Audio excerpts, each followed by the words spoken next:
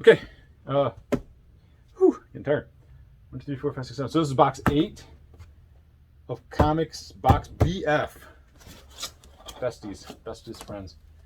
Ooh, I see a book that a lot of people would be excited about, but not me. Hence the ooh. Ooh.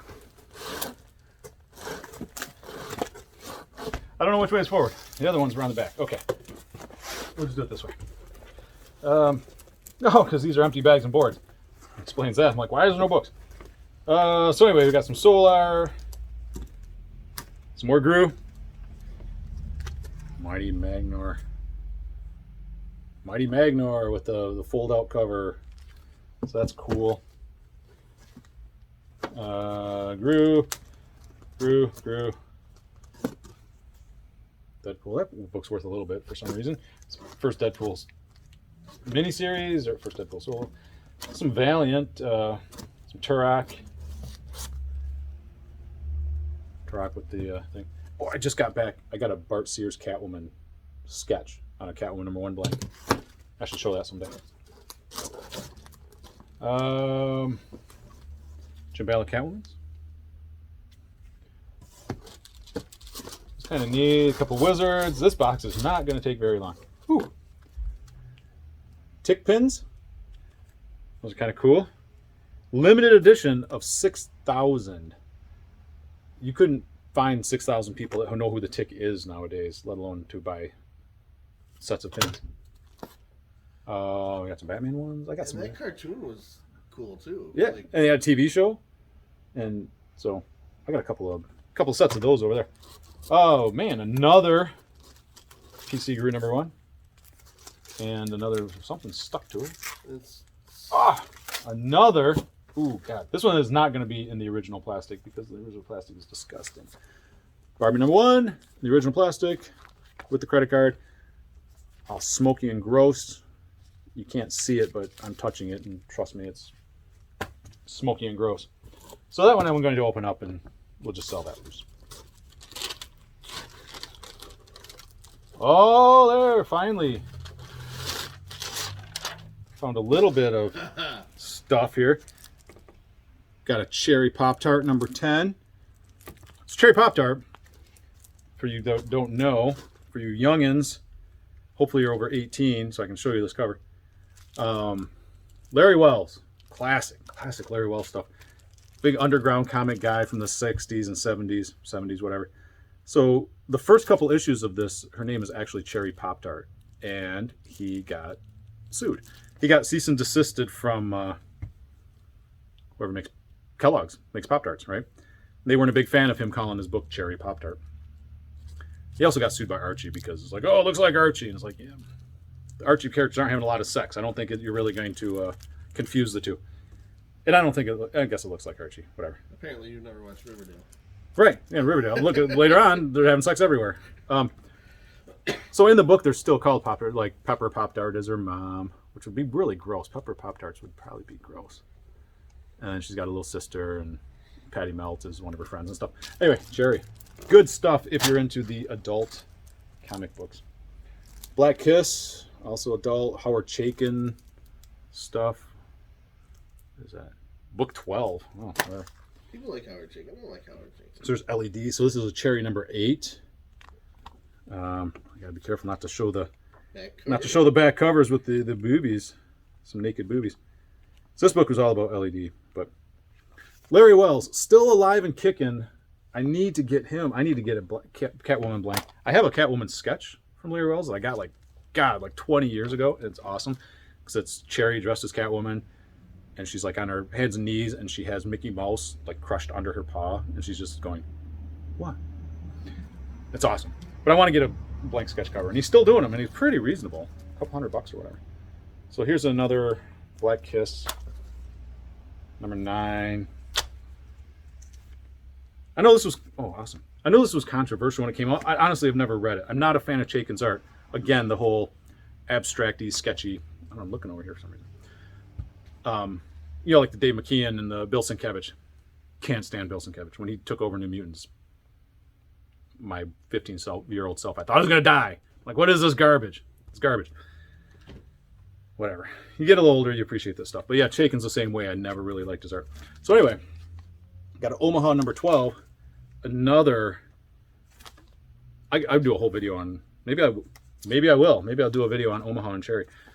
Omaha, I love because just Reed Waller and Kate Worley did this book, and it was just like a big soap opera. It was like ahead of its time, but it was, you know, nudity and sex, but it was Funny Animal, whatever. You know, Cherry was kind of the same way. Cherry, you know, not Funny Animal, but lots of nudity and sex. Omaha, love Omaha. I'm gonna do a thing on Cherry and Omaha just for nostalgia. That bag's gotta be worth something. So here we got a bag. Marvel Comics on sale here. The bag's like 100 years old. Destroyer, Ghost Rider, Punisher, Troll Lords. You have a Spider-Man on the back of it. Web of Spider-Man. We got another Black Kiss. Got a Cherry number 3. Not a first print though. I'm pretty sure. Yeah, darn undergrounds. You have to like look them up. It might be a first print. I don't know. First printing number 4. Chaikin, Black Kiss, whatever. Another Cherry 8. Black Kiss 3. I like that one too. I'm gonna show you that one. Black Kiss 2. These all came polybagged. None of these are the original. There. I knew that it looked like. So there's Black Kiss 6. 6. 2. 7. 10. Jeez, no number 1. I think it was 12 issues. And these were just like super thin. Like really thin. Like when these came out, they were $1.25, but I mean, geez, it might be 16 pages. So Quadrant, Peter Sue. Stuff was awesome. I'd say he was Art Germ, like before Art Germ. Let's see if I can find something not offensive. A lot of boobies in here.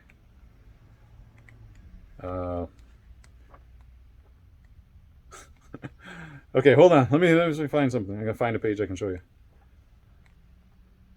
Well, it's got a butt on it anyway. So anyway, that's his art. His art is it's just really good. Oh, okay. Well, basically that. So Quadrant. And he only did a few issues, and I don't know what he's done since or whatever, but these were awesome. I remember when these came out. Me being a young lad. When did this come out?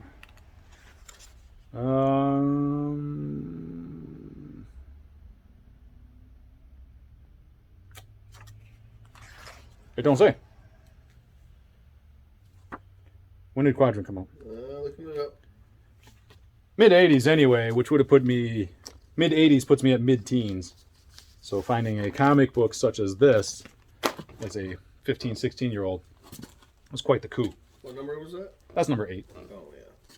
So that one was 86, but it's an 83. So 83 to 86. So this came out in 86. I would have been 16.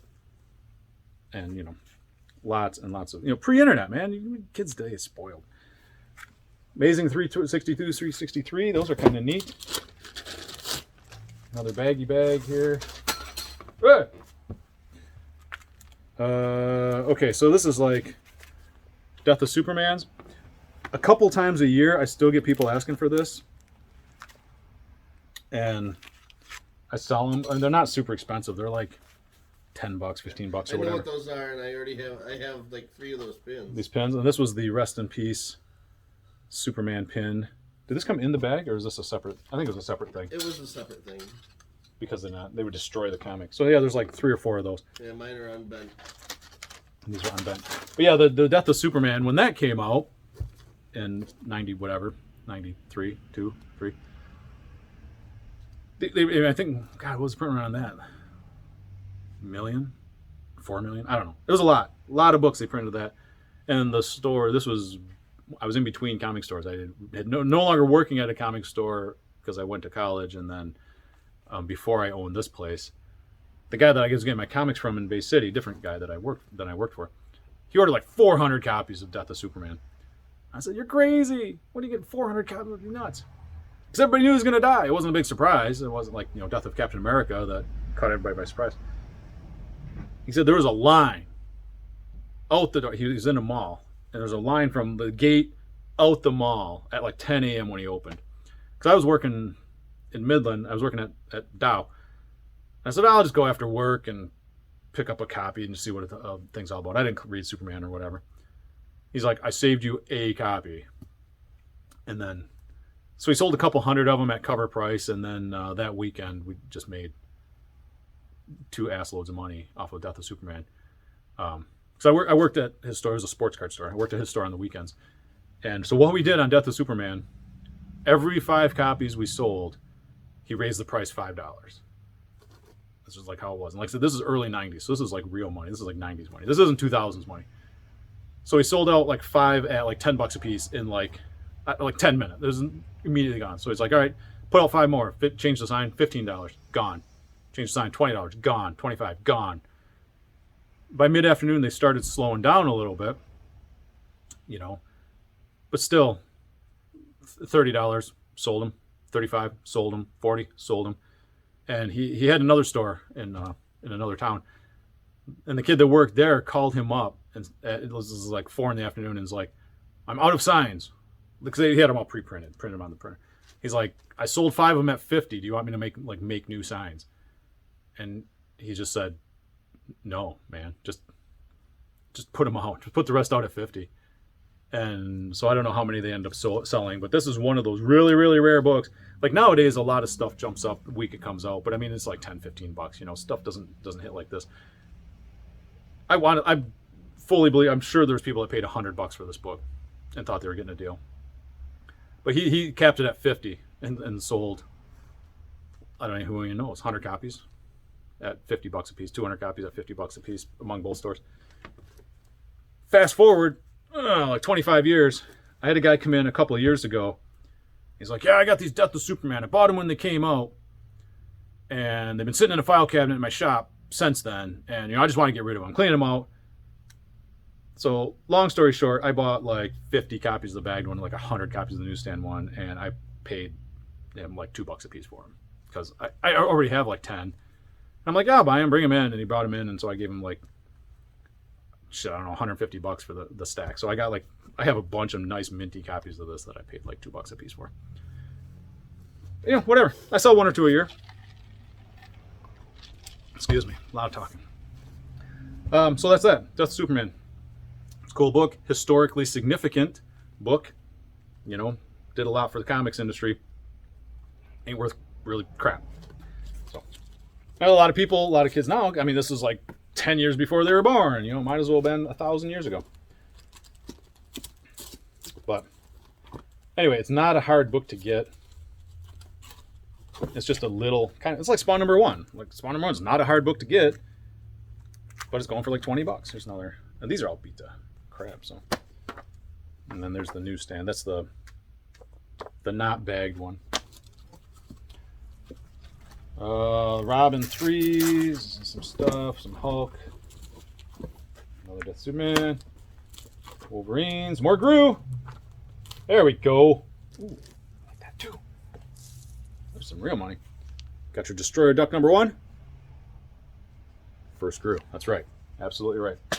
First appearance of Gru. This one is kind of nice. It was $45 at one point. It's a little bit more now. Daredevil 158. Bam. First Frank Miller Daredevil. From 1979. So see, there's a couple of earlier ones, because here's a 159, which is also kind of cool. But this book, pretty sharp. Sharp condition. This may be going to the old CGC also.